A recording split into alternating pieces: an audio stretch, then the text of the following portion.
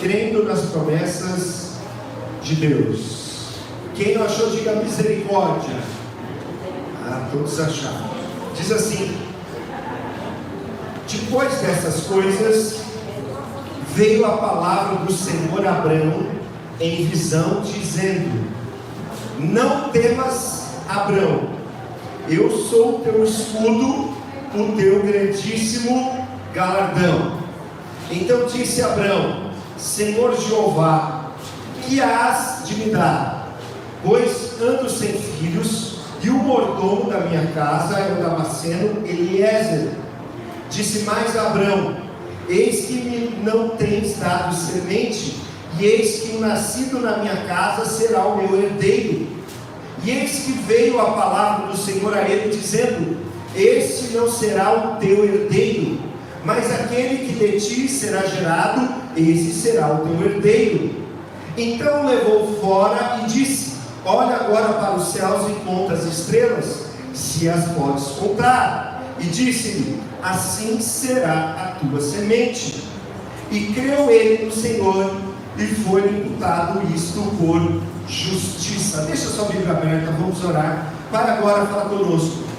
Fala conosco, Senhor, através da tua palavra. Bendito e amado Espírito Santo de Deus, é o Senhor que nos guia a toda a verdade, é o Senhor que nos ensina todas as coisas. Abre os nossos olhos e ouvidos espirituais para aquilo que o Espírito, que o Senhor quer dizer à tua amada igreja. Todo mal caia, toda mente seja levada cativa a Cristo, e que essa palavra venha dar frutos 30, 60 e 100 por um, no nome de Jesus. Amém. Graças a Deus. Amém. O mesmo Senhor age em nós para falar com vocês. Amém. Falar de promessa, crendo nas promessas de Deus. Falar de promessa é lembrar quando o anjo Gabriel disse para Maria, e ela falou: como que pode ser isso? Como que eu posso ficar grávida? E como que a minha tia pode ficar grávida, Isabel, sendo ela já idosa? E aí então responde o anjo para ela: não há, guarde no seu coração, não há, diga comigo, não há impossíveis para Deus em todas as suas promessas. Quando a gente fala de promessa, a gente tem que entender que promessa se conquista pela perseverança. O que é uma promessa? É algo que Deus promete para nós. E Ele diz assim: a palavra que sai da minha boca não voltará vazia, mas fará aquilo que me apraz. Porque eu bem sei os pensamentos que tenho sobre vocês, pensamentos de paz e não de mal, para o fim que desejais. Os pensamentos de Deus são maiores do que os seus. Ele diz assim: assim como os céus são mais altos que a terra, os meus pensamentos são mais altos que os seus pensamentos, e os meus caminhos são mais altos que os seus caminhos. É verdade que a Bíblia também diz que os caminhos de Deus são inescrutáveis, os seus juízos são insondáveis. Então Deus, ele tem uma promessa para você. Assim como nós vemos aqui que Deus tinha uma promessa para Abraão. Se você quiser acompanhar a vida de Abraão, começa no capítulo 12 de Gênesis, vai até o capítulo 25. E Deus chama ele com 75 anos. E agora já se passaram cerca de 10 anos, mais ou menos. E aqui no capítulo 15, a palavra de Deus vem novamente de encontro a Abraão. E para que você possa viver a promessa de Deus na sua vida, você não vai conseguir alcançá-la, você não vai conseguir desfrutá-la, por mais que Deus haja com graça e com poder. O mesmo Deus que tirou o povo do Egito e levou o povo para a terra prometida, não pode trazer o povo para a terra prometida.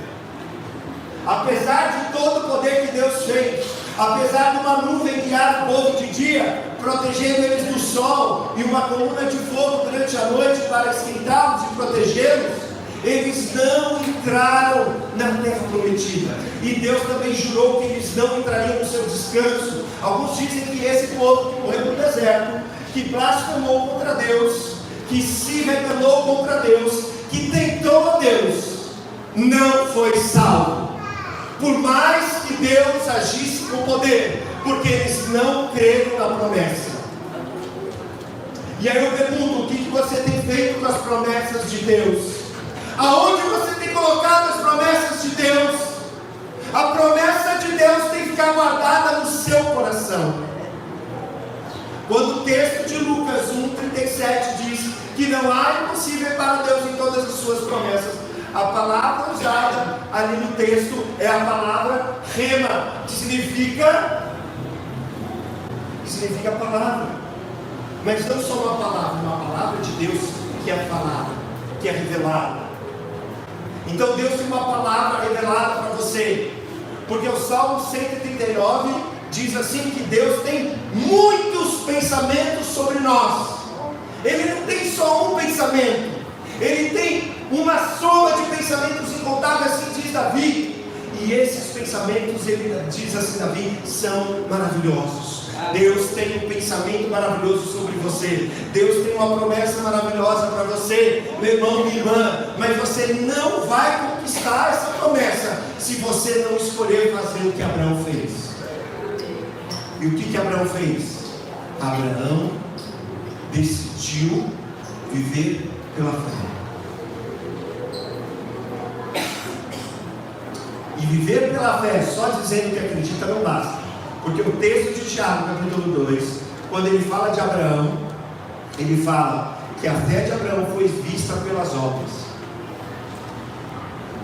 Como que Abraão foi justificado pela fé? Quando ele ouviu primeiramente, aqui é a quarta vez que Deus fala com Abraão, e é a primeira vez que Abraão responde para Deus. A primeira vez que Deus havia falado com Abraão, Deus falou lá em Gênesis 12, sai da tua terra, da tua parentela, da terra dos teus pais, e vai para a terra que eu te mostrarei, ser tu uma bênção. Abençoarei os que te abençoarem, e amaldiçoarei os que te amaldiçoarem. Deus mandou, e sabe o que diz depois do texto, depois do versículo 3? Diz que Abraão saiu. Diz que Abraão fez o que Deus mandou. Então não tem como você viver a promessa de Deus se quando você ouve a palavra de Deus você não obedece. Jesus falou, aquele que me ama obedece às minhas palavras. Amém. Amém. Não adianta você e eu dissermos todas as coisas cooperam para o bem daqueles que amam a Deus e são chamados segundo o seu propósito. Se você não viver pela fé, e se você sabe a palavra de Deus e não aplica na sua vida, meu irmão, minha irmã, você vai dar de cabeça na parede. Você vai começar a reclamar, murmurar, você vai desanimar, sua boca vai ser um covil de morte, só vai reclamar com as pessoas do mundo, porque a boca fala do que está cheio o coração.